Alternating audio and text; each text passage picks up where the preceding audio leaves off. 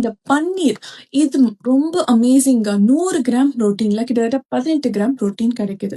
So breakfast இந்த பன்னீர் புர்ஜி மாதிரி ஒரு நல்ல ஒரு புரோட்டீன் பேக்ட் பிரேக்ஃபாஸ்டோட ஸ்டார்ட் பண்ணுங்க.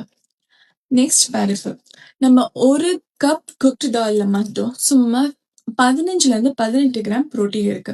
இந்த பாசி பருப்பு, மசூர் பருப்பு, துவரம் பருப்பு இந்த மாதிரி எல்லா வகையான பருப்புல இருந்து கிடைக்குது. தொண்டை கடலை ஒரு கப்ல சுமார் 15 கிராம் புரோட்டீன் கிடைக்குது.